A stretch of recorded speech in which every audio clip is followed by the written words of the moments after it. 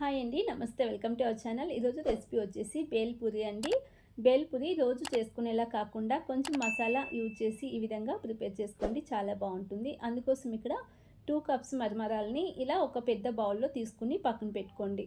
అలాగే స్టవ్ పైన కడాయి పెట్టుకుని 2 టీ స్పూన్స్ వరకు ఆయిల్ వేసుకుంటున్నాను. ఆయిల్ కొద్దిగా హీట్ అయిన తర్వాత 1/2 టీ స్పూన్ ఆవాలు, 1/2 టీ స్పూన్ జీలకర్ర వేసుకోండి. ఇవి రెండు కొద్దిగా చిట్పట్లాడిన తర్వాత కరివేపాకును వేసి మూత పెట్టి కరివేపాకు బాగా ఫ్రై అయ్యేలా ఫ్రై చేసుకోండి.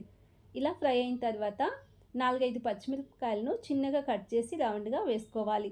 వీటిని కూడా నూనెలో బాగా ఫ్రై చేసుకోవాలి. ఇవన్నీ ఫ్రై అయిన తర్వాత చిన్నగా కట్ చేసుకున్న ఉల్లిపాయ ముక్కలు వేసుకుంటున్నాను. మీడియం ఫ్లేమ్లోనే 2-3 నిమిషాల పాటు ఉల్లిపాయలని కొద్దిగా మగ్గించుకోండి. ఆనియన్స్ కొద్దిగా ఫ్రై అయిన తర్వాత 1/2 టీ స్పూన్ పసుపు వేసుకోవాలి. చిటికెడు ఇంగువ వేసుకుంటున్నాను. రుచికి సరిపడా సాల్ట్ వేసుకోవాలి.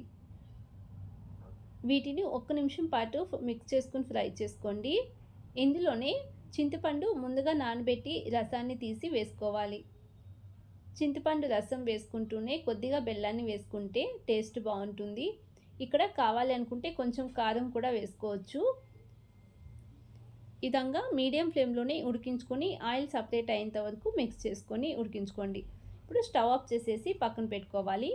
మనం ఇందాక మరమరాలు తీసి పక్కన పెట్టుకున్నాం కదా, ఇందులోనే చిన్నగా కట్ చేసుకున్న కొత్తిమీర, చిన్నగా కట్ చేసుకున్న టమాటోస్ ముక్కలు, అలాగే ఉల్లిపాయ ముక్కల్ని వేసుకుంటున్నాను.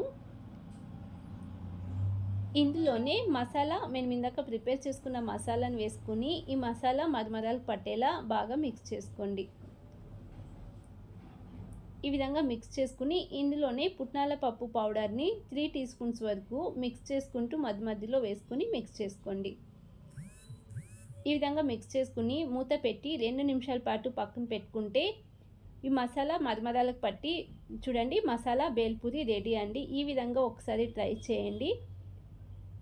ఈవినింగ్ టైం ఇలా ఒకసారి ప్రిపేర్ చేసుకుని ట్రై చేయండి, తప్పకుండా మీకు నచ్చుతుంది. అలాగే ఈ రెసిపీ నచ్చినట్లయితే ప్లీజ్ లైక్ చేయండి, షేర్ చేయండి, అలాగే సబ్స్క్రైబ్ చేసుకోండి. మీకు నచ్చిందో లేదో తప్పకుండా కామెంట్ సెక్షన్లో కామెంట్ చేయండి ప్లీజ్.